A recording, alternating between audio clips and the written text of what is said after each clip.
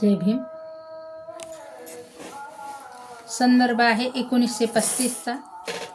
बाबासाहेब आंबेडकर आणि वामनदादा कर्डक्कर हे नाशिकच्या ठिकाणी भेटले होते. नाशिक ठिकाणी भेटल्यावर बाबासाहेबामध्ये आणि वामनदादा कर्डक्कर यांच्यामध्ये चर्चा झाली आणि ते म्हणाले की तुम्ही जे हे गाणे म्हणता हे जर तुम्ही म्हणले, कारण वामनदादा कर्डक्करला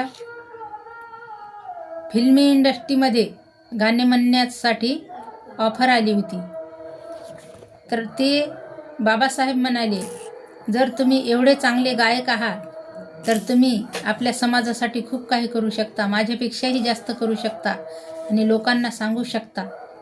म्हणून बाबासाहेबामध्ये आणि वामनदादा कर्डक्करमध्ये बोलणं झालं आणि तेव्हापासून मग वामनदादा कर्डक्करनेही ठरवलं की ठीक आहे बाबासाहेब, तुम्ही म्हणताय तर मी फक्त बाबासाहेबावर आणि आपल्या धर्मांतरावरच गाणे म्हणेन, असं म्हणून त्यांनी तिथे संकल्प केला होता नाशिकला.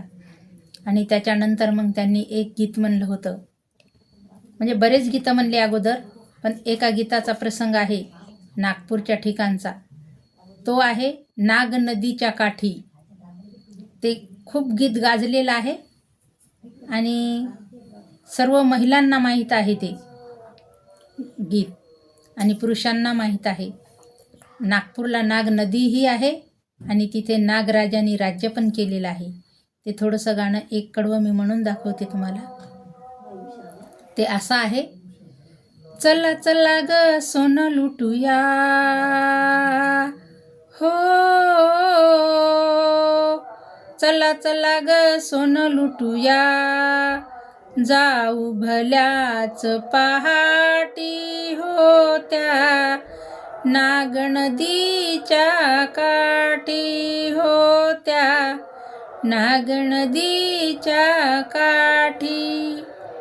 नाग नदीचे निर्मळ पाणी, भीम सख्याची गाऊ गाणी, भीम सख्याची गाऊ गाणी.